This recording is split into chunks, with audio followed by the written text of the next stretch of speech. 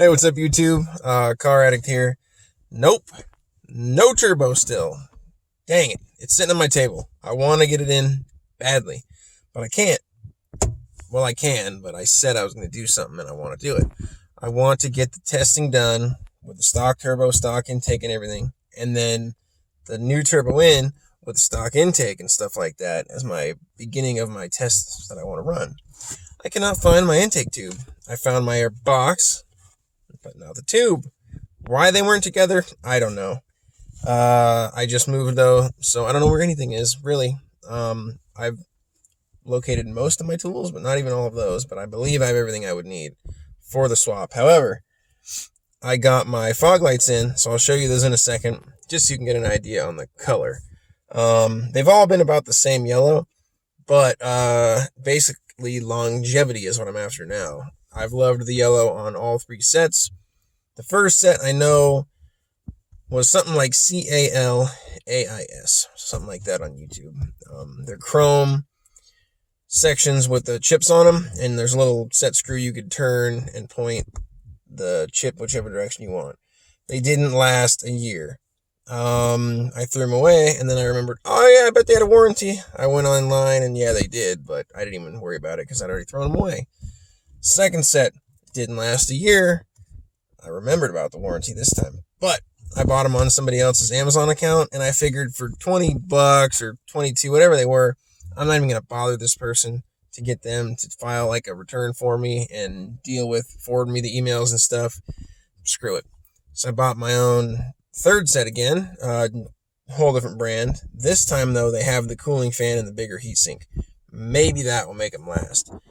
I don't know, maybe it shouldn't be the moisture that kills them, because obviously it's a friggin' car. It's always going to be a little moist, and where they're at, I don't think they're ever getting directly sprayed, or actually my driver's side might, because I opened up that fake vent right above it a lot, so a lot of water could get in there, but it should still come in and go right past the light. I don't know. I guess a lot would drip on the light. Man, I'm tired. I just got done driving the long trek on the way home again. Put it this way, I drove so much today that you obviously know that long trips, you can get like 40 miles to the gallon in these things. And pretty early on in my first leg, though, I hadn't gone far, but I filled up, and I'm already looking at a third of a tank maybe, or something like that. I guess it's not really that much driving. I don't know. I think it was about 370 miles or something like that, or almost 400 miles today. So, anyways, I'm just gonna start rambling, but I got a problem with my tires. I'll keep you updated on what happens there. I've been thinking that my wheel bearing was going out in the rear. It just had that like whoa, whoa, whoa, whoa, whoa, whoa, whoa kind of sound. And I just figured wheel bearing, and I figured, I'll look at what they cost and just replace them. Maybe see if I can research a little more or whatever. So the other day, when I did the fog lights, I also decided to wash the car, and I rotated the tires. And I brought the rears forward and the forwards back, because they're directional, so I can't do the cross rotation. And then no longer do I think it's a wheel bearing, because when I brought one of the wheels up, I noticed the double-sided tape. And I'm thinking, maybe Evan's tire pulled the weights, the tape stayed, they left the tape. But maybe the weights came off the tape, so now it's unbalanced. Because not only did I used to just hear it. Now I hear it and I feel it. And especially tonight, I was going through this twisty road on this lake. If anybody drives by Crescent Lake, if you go there in the middle of the night and nobody's on that road, it is fun. It's pretty long too. If I find a way to add something to this video on my phone, I'll put a snapshot of it on the map just so you can see what it is. But, doing 45, 50 on those sharp turns with the wheel turn pretty good, you can definitely feel the. So I don't know if the tire, it seems a little bit excessive for just out of balance, but maybe that's enough to cause it. But I don't know if that tire is just coming separated or out of round. I had a tire separate once though, and it felt way worse than this. So I don't really know. I'll put my stock tires back on, make sure everything goes away, which it should, because obviously it followed the tires. And then if it does, I'll take my one that I'm the suspect one first to a tire shop and just say, hey, can you try to balance this for me or see what the hell's wrong? And I also noticed I'm going through these tires fast, but I drive it like it's a damn race car all the time, so that's why. I mean, the ones that I brought from the front to the rear, I only got maybe an 1/8 inch left before I'm on the wear bars, and I don't think I've had them that long. But not only do I drive that one loop or that lake road 4 times every weekend, 2 of the 4 though I have my kids, so I'm not that aggressive, and 1 of the 4 is in the daytime, so there's always traffic. But 1 of the 4 is in the middle of the night with nobody, so I let it rip. Tater chip. Sorry, Cletus. On that one. And they're getting worn down. Plus, there's this corner on the way to town that it says 30. And I got to thank all you people who told me that the rear sway bar was going to make my car oversteer happy. Because even though I've tried to make it do it a bunch of times and I never could really get it to oversteer, that corner still has me a little bit scared. It's recommended at 30, and I always come out of it above 60, but I just can't enter it at 60. My mind, my brain, my right foot will not let it happen. I enter it like maybe 56, 57, I don't know, and the whole time I'm going through it, though, I have that feeling like when you're a kid on like the merry-go-round and you're holding on, and somebody's spinning it really fast, and you're like, you're barely holding on, and you're all of a sudden just gonna be like, and just go flying. I just have that feeling the whole time, but I'm like, no, the car's going to hold it. The car's going to hold it. The car's going to hold it. And it always does. So let's get out and check these fog lights out before this video gets too long. Oh, and I ordered a new mount for the radar detector and put it up a little higher and have it stay on the windshield better, hopefully, and a hardwire kit. I got an idea where this is going to go, and it's not the fuse panel in there. If it works out, I'll let you know. If it doesn't, I'll never tell you what I planned. All right. Let's check these fog lights out. And I will admit that my other sets have probably not lived that long because I guess I'm a racer and I have my fog lights on every time my low beams are on.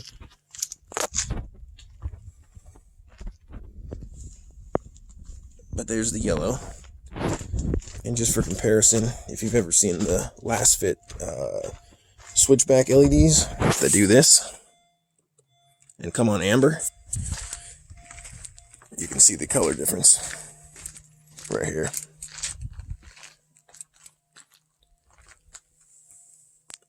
Fog lights make it hard to tell. So I'm going to turn the headlights or the fog lights off just so you can see the amber again.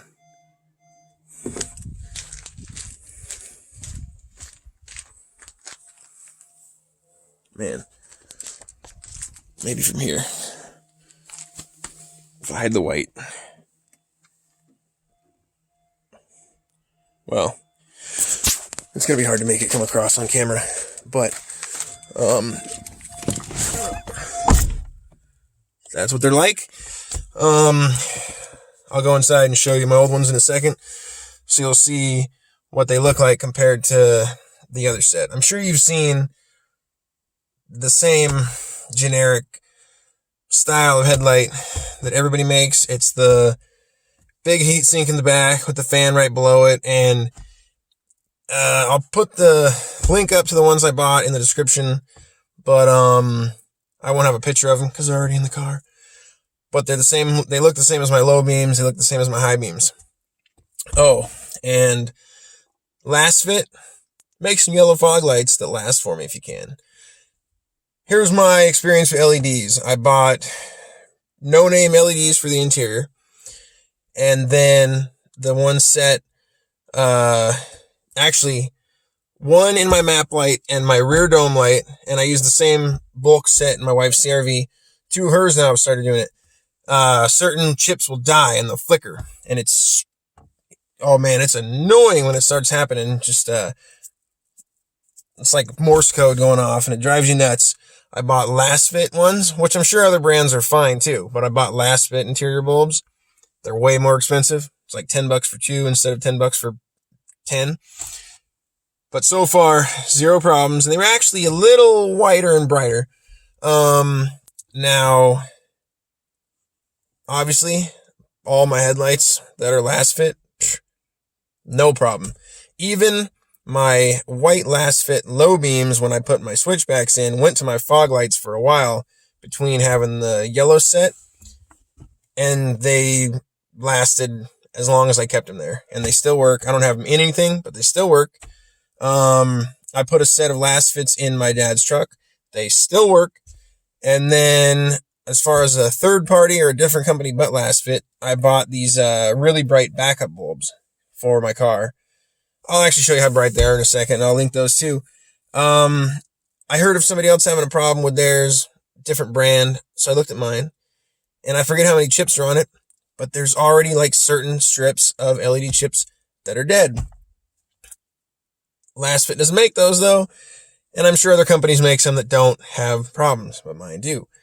My side markers, nobody else makes them this style, and I like this style, but I already have a few dead chips. I'll show you that too. Why not? Let's go. We love looking at lights, right? Okay. This is what it should look like. Sorry, I'm not really showing it to you that good. Well, anyways, solid stripe. See if you can make it out on camera, because it's not coming across that good. There you go. Dead spot. The other side didn't have that. I'm sure reverse, you're not going to be able to tell nothing. Car's on. Reverse. They're pretty bright.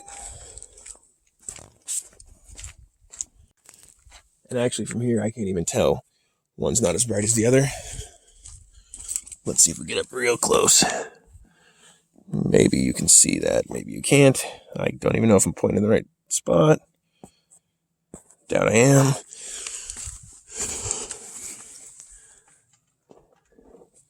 Yeah, the entire front section of this bulb over here is dead.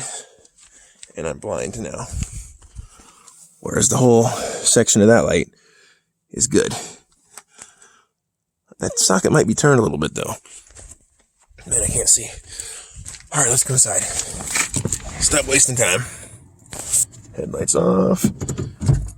Turn the car off. Okay. This dog's gonna go crazy. Yeah, sorry for the pitch black. I can't see anything.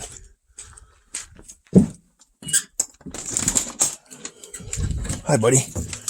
Why are you cowering? Did you do something stupid? Oh, man, here we go. Alright. Hopefully you're stuck with me through that dark. Whew, it stinks in here. These are the set that I had in there. And I mean, they have some heatsink on them, but really, the heatsink is inside of the light housing. So, I guess that's cool and all, but you're not really getting rid of your heat because it's in the light housing. This new one, all the heatsink is on the back. I mean, I guess this heatsink does pull heat away from the chip itself, but then just dissipates it right in the light housing. So, how's that supposed to work? Other than that news, like I said, turbo's still in the box. Dog is losing his mind. This is a nice drooled up kid sock. Hopefully I can find the other, because my dog has the amazing ability to swallow kid socks whole and shit out whole children's socks. He's done it about 15 times. I keep telling him one of these days he's going to kill himself. But for now, he lives. So yeah, I'm going to go out and feed the dog. And, oh man. We rented Wreck-It Ralph 2 the other night. Supposed to go back tonight. I could take it back and drop it off, but I doubt the late fee would cost as much. I mean, the gas is only going to cost like $4 to get there and back, but I don't really want to do it right now. It's like 11:20 and I just got to go to bed because I got to go get supplies early in the morning, and it's a big decision to make when I go get supplies, because if I'm going to Home Depot only, it's 84 miles about. I'm going to go to Home Depot, and I got to throw in Harbor Freight, well, then I got to go that way. And Home Depot's about 100 miles, but Harbor Freight's up there. And if I got to go to Lowe's, it's about 130 miles that way. So you need to make a plan, get what you need for sure, get everything. And I need to go to all 3 stores anyways, but I might just make it just a Home Depot. But then I'm the opposite direction of the damn movie store. So we'll see what I do. Anyways, thanks for listening to me ramble again. Somebody let me know if I can buy this boot off you cheap so I can get this turbo in. Because I got to do my testing before. One last thing. Move the kids' jammers out of the way. I got three oil analyses.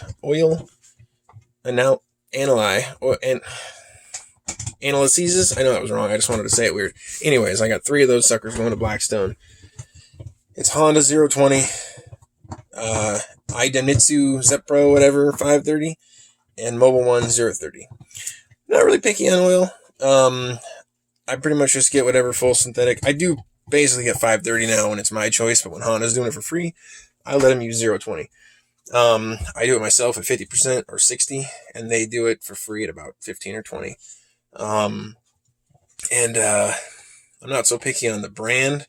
I just like to know that I have newish, clean oil in there. So, for real, I'm going to go. Thanks for watching. Please subscribe, and I'll see you later. I need a boot. Okay, bye.